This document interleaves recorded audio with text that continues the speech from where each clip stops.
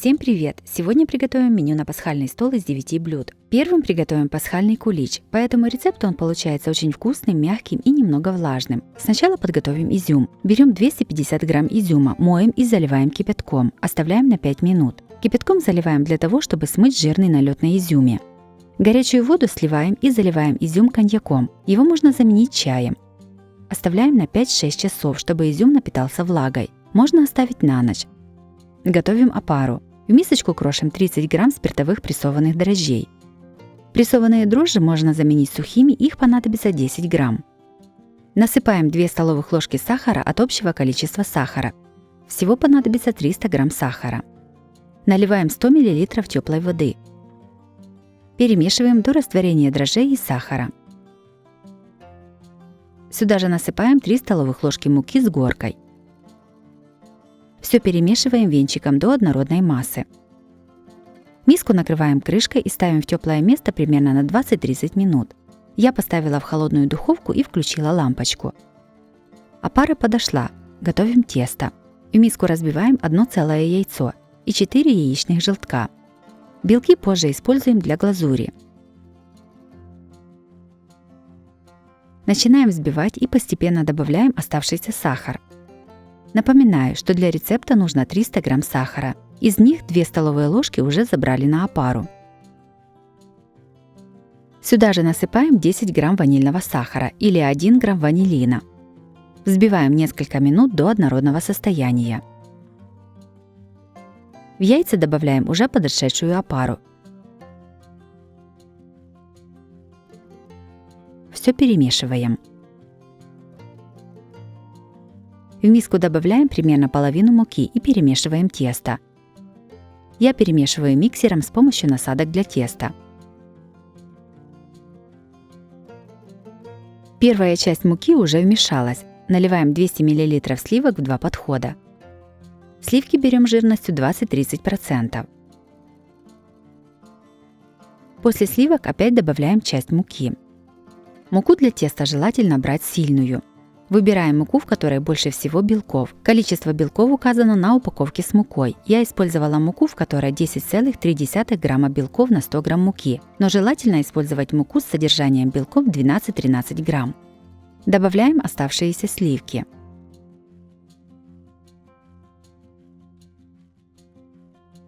И в самом конце добавляем оставшуюся муку. Тесто перемешиваем, пока не вмешаем всю муку. Тесто получается не густым и липким. Все тесто перекладываем на стол. Берем 100 грамм сливочного масла комнатной температуры и вмешиваем его в тесто. Тесто с маслом вымешиваем руками примерно 15 минут.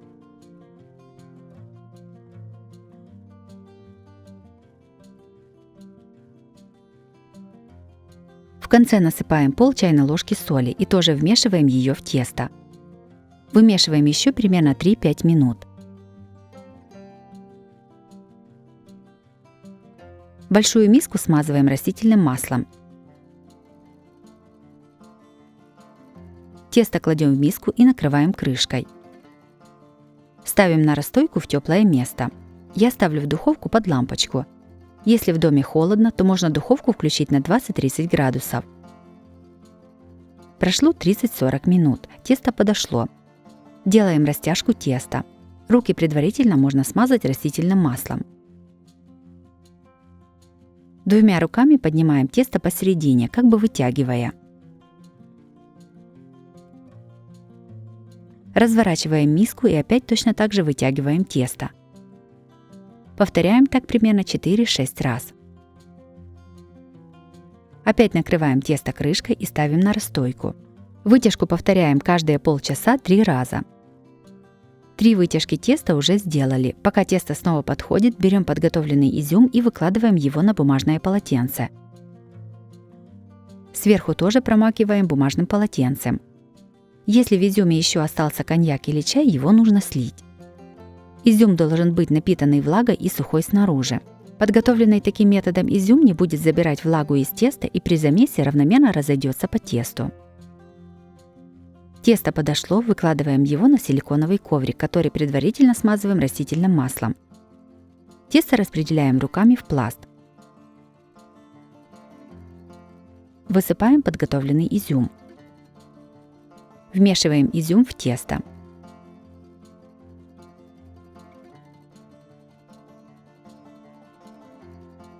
Кладем в миску и опять ставим на расстойку на 30 минут. Тесто подошло. Выкладываем его на стол. Разделяем тесто на части. У меня формочки для выпечки, рассчитанные на 300 грамм теста. Но так как тесто очень сдобное и тяжелое, я буду в каждую формочку выкладывать по 400 грамм теста. Берем часть теста и подминаем его так, чтобы сверху не было изюма, так как при выпечке он будет гореть.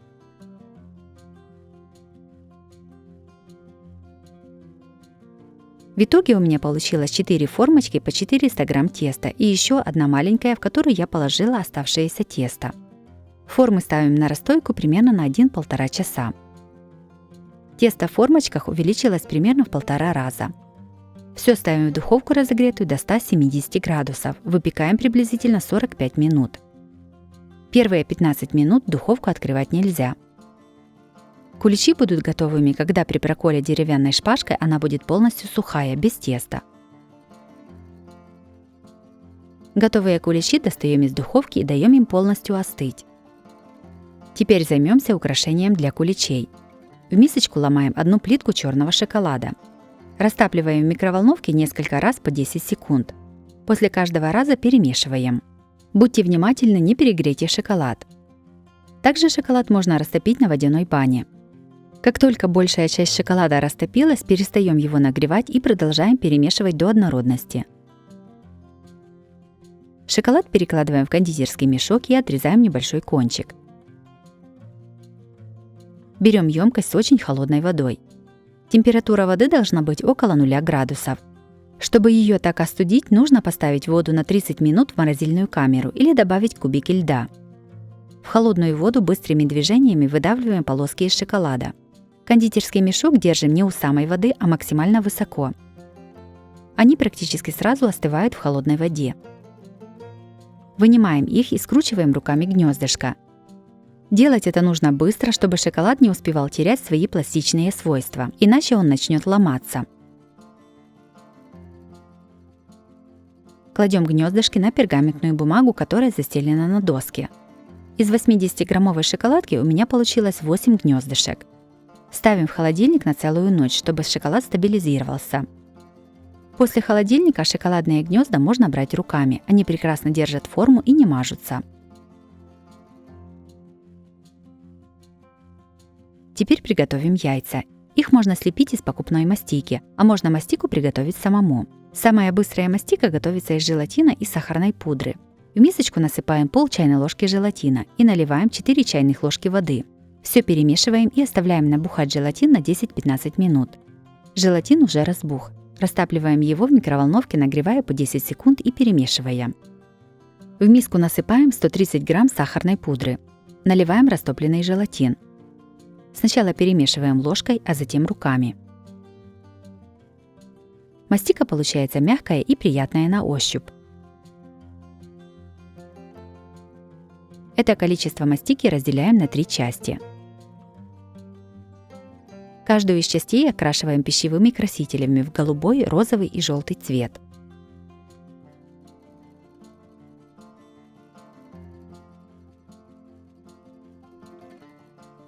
Окрашенную мастику сразу же заворачиваем в пищевую пленку.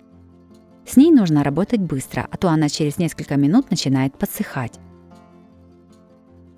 Из каждого цвета мастики лепим небольшие яйца. Если видите, что яйца не держат форму, то добавьте еще немного сахарной пудры и перемешайте мастику. Такую мастику можно хранить в холодильнике. Для этого ее нужно плотно замотать в пищевую пленку. В следующий раз перед использованием ее нужно будет немного разогреть в микроволновке и размять руками.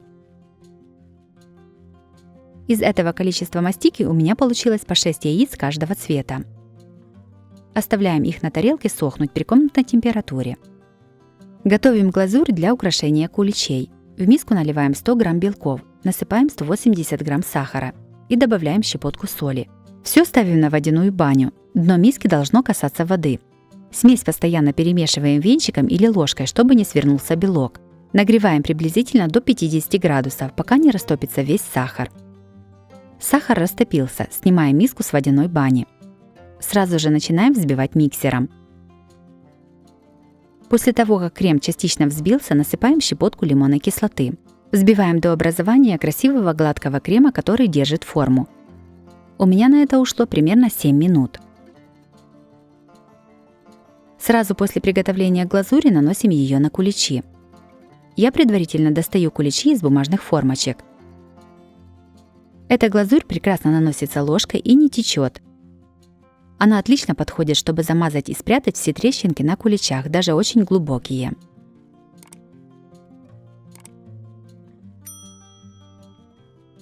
Сверху, пока глазурь не застыла, ставим шоколадное гнездышко. В него кладем подготовленные яйца из мастики.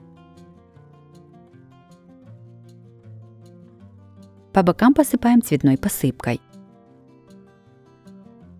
Оставляем на несколько часов, чтобы застыла глазурь. У меня они простояли целую ночь. Пасхальные куличи получились ароматными и очень вкусными. Нежный, слегка влажный мякиш так и манит его попробовать. Большое количество изюма делает кулич очень желанным для детей. Глазурь по этому рецепту получается мягкой, прекрасно режется и не липнет. Обязательно испеките по этому рецепту кулич. Это один из самых вкусных рецептов кулича, и я думаю, он вас тоже порадует своим вкусом. Вторым приготовим невероятно вкусное мясное блюдо – сочное куриное филе под овощами. Это прекрасное сочетание мяса, овощей и грибов. Куриное филе моем и разрезаем вдоль на две части.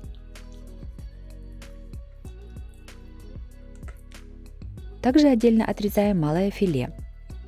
Всего понадобится 2 куриные грудки общим весом около 700 грамм. В миску наливаем примерно 4-5 столовых ложек растительного масла.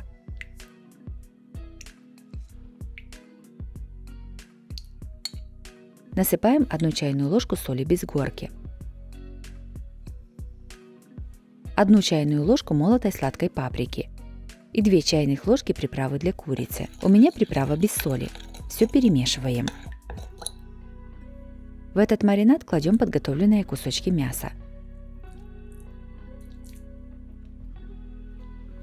Перемешиваем, чтобы все покрылось маринадом. Оставляем мариноваться на 10-15 минут. Пока маринуется курица, подготовим овощную начинку. 250 грамм шампиньонов режем пополам и нарезаем пластинками.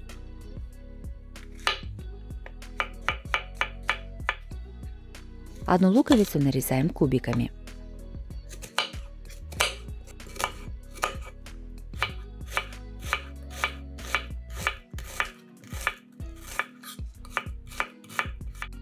Помидор нарезаем сначала кружочками, а затем режем кубиками. Понадобится 2 помидора небольшого размера. На горячую сковороду наливаем немного растительного масла. Кладем грибы. Готовим грибы на большом огне до испарения жидкости. Периодически перемешиваем.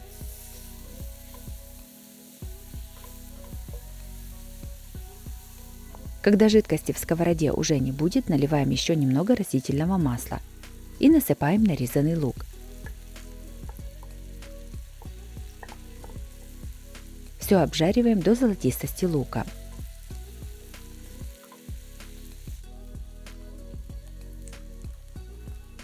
Сюда же кладем нарезанные помидоры.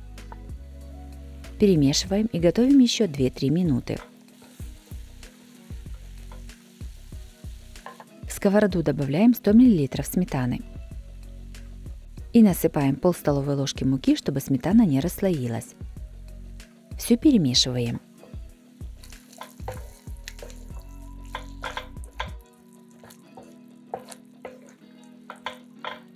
В самом конце начинку солим и перчим черным молотым перцем. Перемешиваем и снимаем с огня.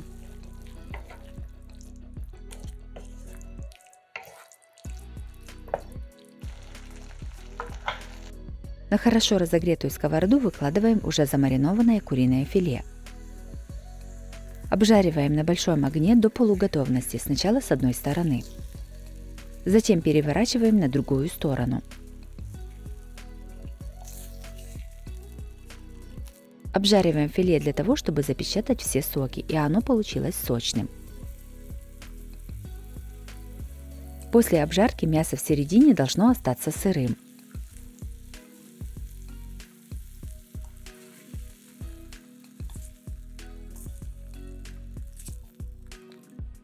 Подготовленное филе выкладываем в форму для запекания. Сверху на каждый кусочек мяса кладем грибную начинку с овощами.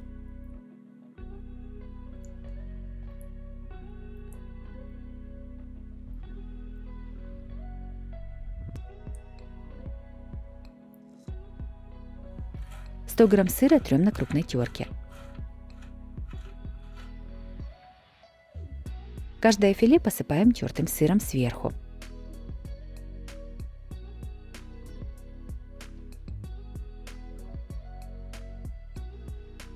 Все ставим в духовку разогретую до 220 градусов. Запекаем приблизительно 20-25 минут. Блюдо готово. Тарелку для подачи украшаем листьями салата. Сверху выкладываем приготовленное филе под овощной шубой.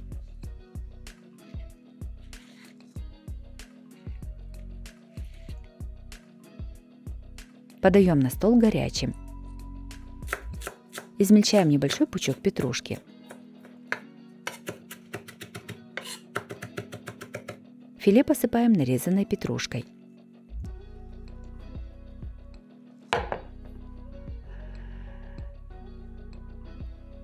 Куриное филе под овощами получилось мягким, сочным и очень вкусным. Все ингредиенты прекрасно сочетаются между собой. Это блюдо подходит как на каждый день, так и на праздничный стол. Обязательно его приготовьте, это очень вкусно.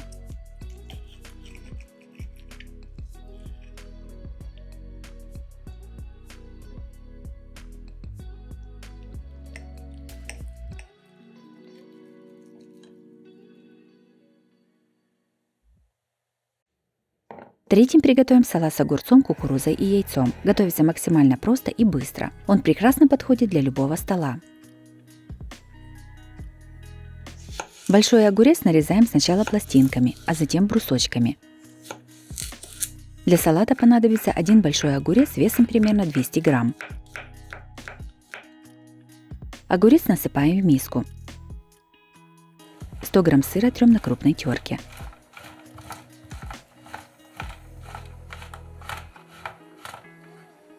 Насыпаем в миску с огурцами. 3 вареных яйца нарезаем кружочками, а затем кружочки режем полосками. Нарезанные яйца тоже насыпаем в миску. Сюда же в миску добавляем 1 банку консервированной кукурузы. 3-4 стебля зеленого лука нарезаем ножом.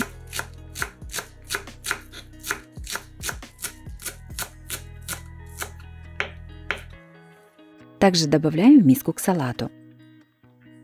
Измельчаем небольшой пучок укропа. Высыпаем в миску. В салат выдавливаем через пресс 1-2 зубчика чеснока. Все немного солим. Перчим черным молотым перцем. Заправляем салат майонезом и перемешиваем.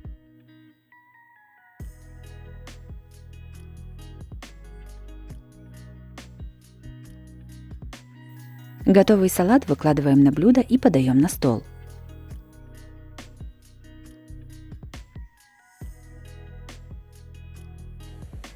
Салат с огурцами, кукурузой и яйцом получился очень вкусным. Огурец и зелень придают салату свежесть и сочность, а сытность придают сыр и яйца. Все ингредиенты прекрасно сочетаются между собой. Салат яркий и прекрасно подходит для праздничного стола.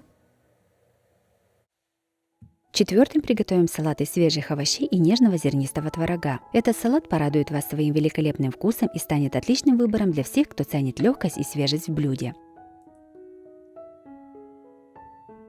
Берем головку салата айсберг и разрезаем ее пополам. Нам понадобится только половина головки салата. Это примерно 300 грамм. Нарезаем ее небольшими кусочками.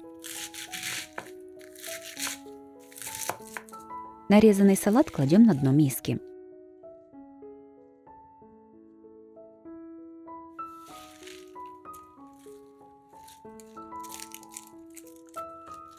В сито кладем 360 грамм зернистого творога и оставляем стекать жидкость. Но это не обязательно, можно просто слить всю жидкость. У перца срезаем верхнюю и нижнюю части. Вырезаем семенную коробочку.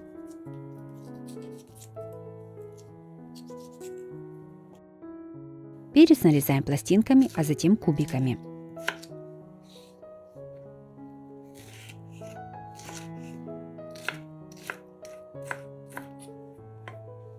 Огурец нарезаем длинными пластинками, а затем пластинки режем кубиками. Для салата понадобится один длинный огурец. Мелко нарезаем зеленый лук.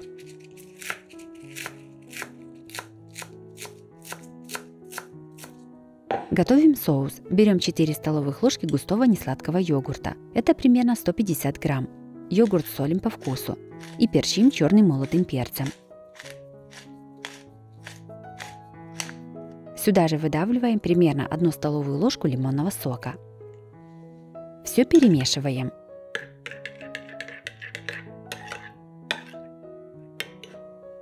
Складываем салат.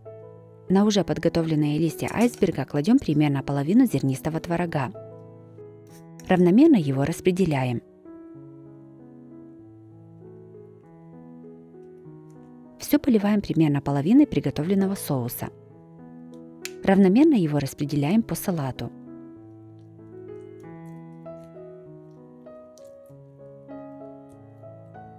Выкладываем нарезанный перец.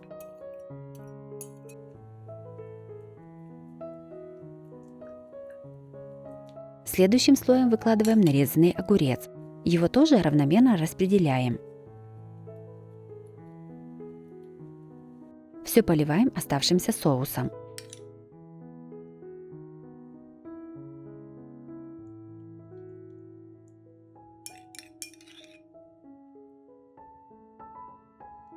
Выкладываем весь оставшийся зернистый творог. Распределяем его по салату, не доходя до края. Все украшаем зеленым луком.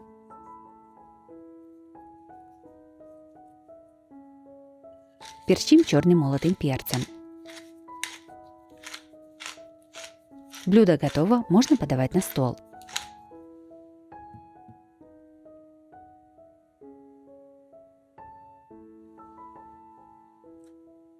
Салат с огурцами, свежим салатом айсберг и нежным зернистым творогом получился освежающим и очень вкусным. Это полезное и идеальное блюдо для любого времени дня, которое точно понравится всем вашим близким. Пятым приготовим очень красивый, вкусный и простой в приготовлении салат «Африканская роза». Это изысканное блюдо станет настоящим украшением праздничного стола. Берем 2 помидора среднего размера и нарезаем их кружочками.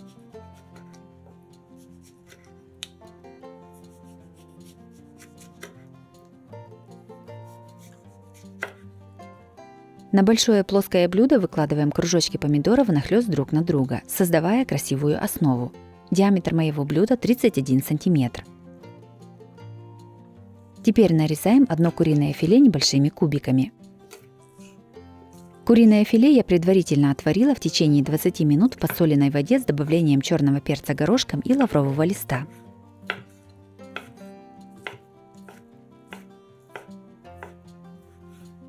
Четыре вареных яйца тоже нарезаем кубиками.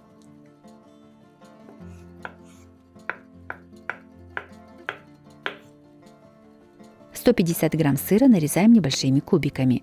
Я использую сыр гауда, но можно взять и любой другой, например, голландский.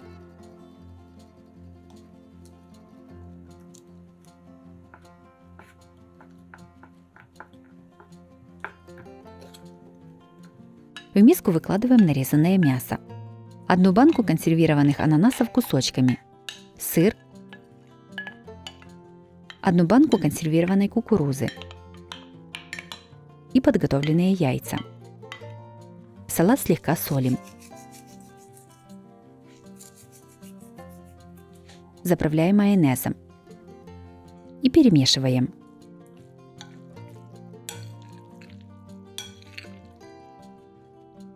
Готовый салат выкладываем горкой в центр блюда.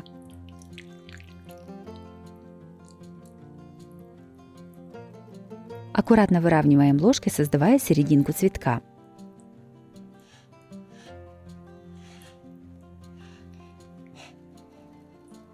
Оставшуюся нижнюю часть помидоров нарезаем кубиками.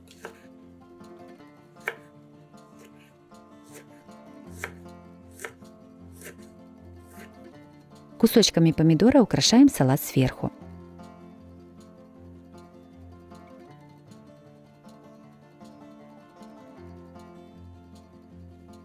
По бокам салатную горку украшаем листиками петрушки.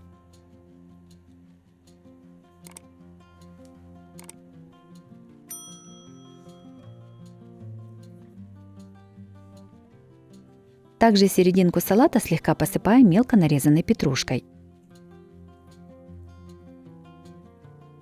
Для пикантности и красоты салат немного перчим черным молотым перцем. Посыпаем перцем и по нарезанным помидорам. Вот и все, салат готов, можно подавать на стол. Салат «Африканская роза» получился невероятно красивым, аппетитным и необычным. Готовится просто, а выглядит эффектно. Сочетание нежного мяса, сыра, сочных овощей и сладких ананасов делает вкус сбалансированным и очень приятным. Обязательно приготовьте такой салат, он прекрасно впишется в любое праздничное меню.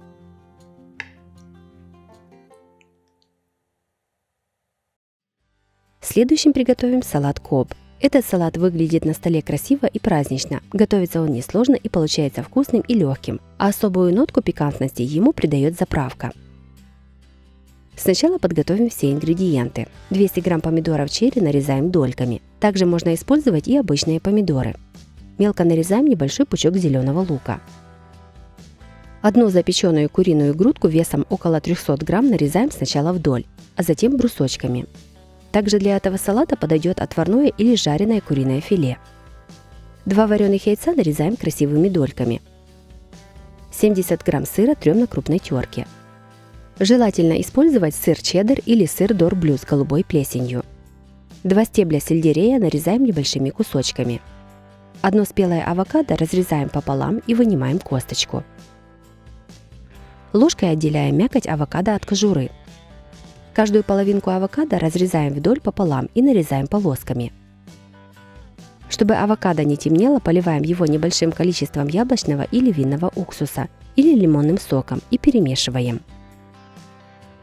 4 полоски бекона общим весом около 100 грамм разрезаем на 3 части. Бекон обжариваем на сковороде, пока он не станет хрустящим. Обжаренный бекон перекладываем на бумажное полотенце, чтобы впитался лишний жир. Собираем салат. На дно блюда выкладываем листья салата. Я взяла микс салатов из рукколы, булблада и маша, но можно использовать любой листовой салат или порвать листья салата кусочками.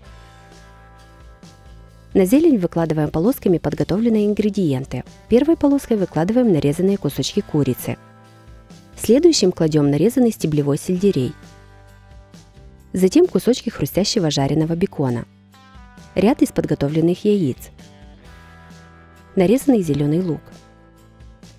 За ним ряд из долек помидоров. Тертый сыр.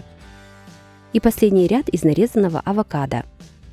Готовим заправку для салата. В миску наливаем 4 столовых ложки оливкового масла, 1 столовую ложку яблочного, винного уксуса или лимонного сока, 1 чайную ложку французской горчицы с зернами. Ее можно заменить обычной горчицей.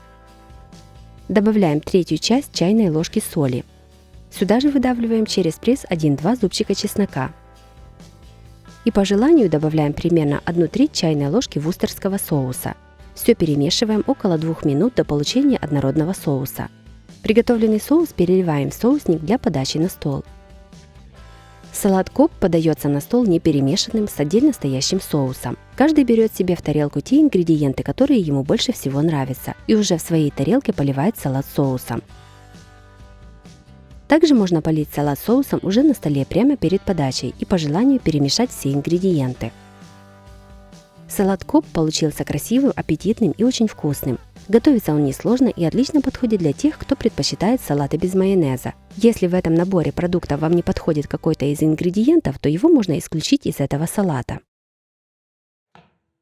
Седьмым блюдом приготовим рыбу с овощами. Она ароматная, сочная и очень красивая. Готовится несложно и прекрасно подходит для праздничного стола. Сначала подготовим рыбу. 2 тушки хека чистим от чешуи и внутренностей. Отделяем филе от хребта. Если есть кости, то их тоже вынимаем. Филе нарезаем порционными кусками. Всего понадобится примерно полкилограмма хека.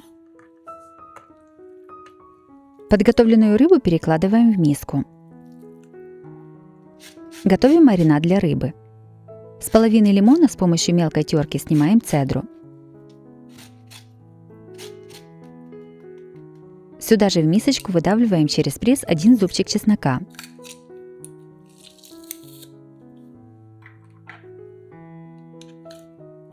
Добавляем соль. И выжимаем 2 столовых ложки лимонного сока.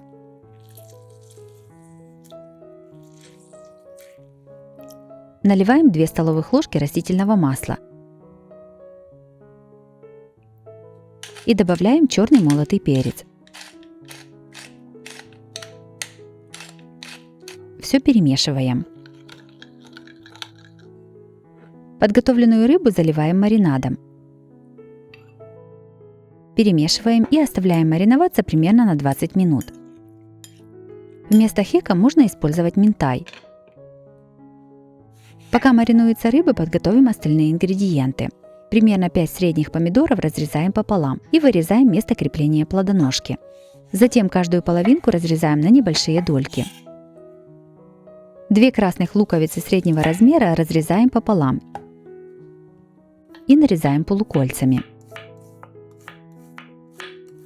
Форму для выпечки смазываем растительным маслом. На дно выкладываем подготовленный лук. Равномерно его распределяем по блюду. Сверху на лук кладем дольки помидоров.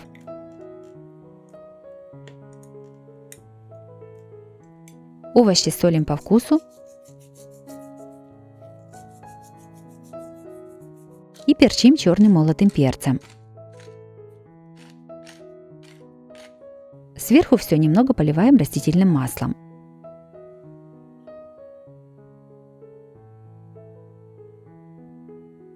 Ставим в духовку разогретую до 180 градусов, запекаем приблизительно 20 минут. Овощи немного запеклись, достаем их из духовки. Между помидорами кладем кусочки маринованной рыбы. Оставшийся маринад тоже выливаем в форму. Опять все ставим в духовку разогретую до 180 градусов. Запекаем еще 20 минут, ориентируйтесь по своей духовке. Готовое блюдо украшаем листьями петрушки.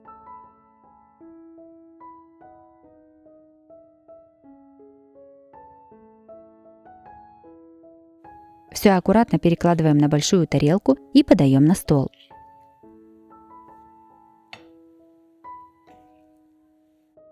Рыба с помидорами получилась очень вкусной и сочной. Блюдо яркое и красивое, которое отлично подходит для праздничного стола. Готовится просто и недолго. Такую рыбу можно подавать как в теплом, так и в холодном виде. Следующее приготовим несложную и очень вкусную закуску в корзиночках. Приготовление максимально простое и быстрое. Берем 2 сырых моркови среднего размера и трем их на мелкой терке.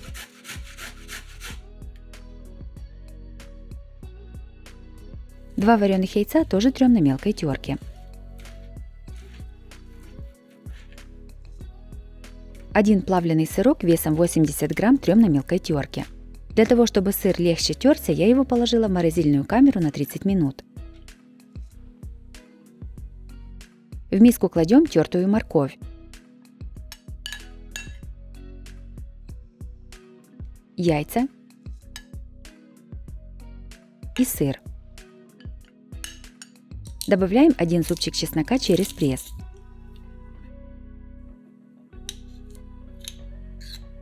все немного солим.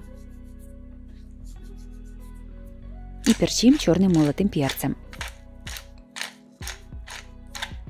Заправляем примерно 2 столовыми ложками майонеза. Все хорошо перемешиваем.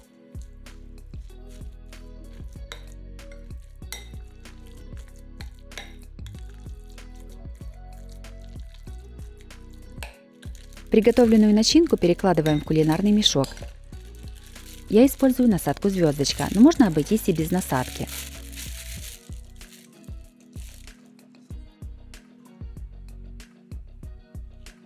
Песочные корзинки наполняем приготовленной начинкой. Этого количества начинки хватает примерно на 20-25 корзиночек.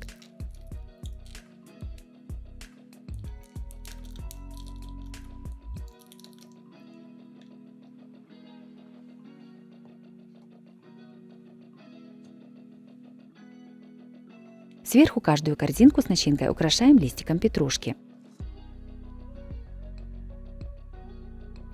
Сюда же кладем по одной оливке. Закуска готова. Закуска с морковью в корзинках получилась красивой и с приятным пикантным вкусом. Легкость и сочность ей придает морковка, а сытность сыр. Также такую начинку можно подать на крекере или хлебцах. И последним приготовим закуску в стаканчиках. Она настолько простая в приготовлении, что справится даже ребенок. На столе выглядит ярко и необычно, рука сразу тянется ее попробовать. Перец моем и срезаем у него верхнюю и нижнюю части. Вырезаем семенную коробочку.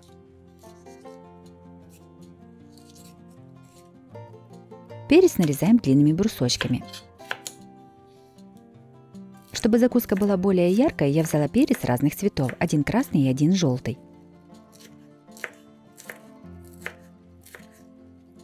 Свежий огурец моем и нарезаем сначала пластинками. А затем разрезаем на брусочки размером примерно как нарезанный перец. Для закуски я использовала один огурец среднего размера. Готовим соус. Берем 150 мл 20% сметаны. Добавляем соль по вкусу. 2 чайных ложки горчицы с зернами. Ее можно заменить обычной горчицей.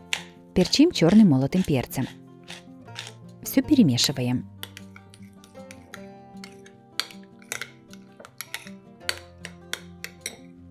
Приготовленный соус раскладываем по стаканчикам. Стараемся это делать аккуратно, чтобы не вымазать стенки стаканчика. У меня стаканы объемом по 60 мл. В подготовленные стаканы раскладываем нарезанные овощи. Вставляем брусочки перца и огурца.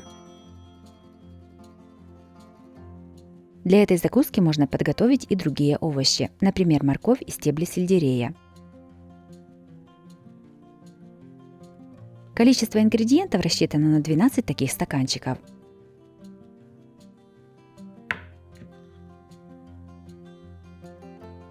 Закуска получилась яркой, красивой и очень вкусной.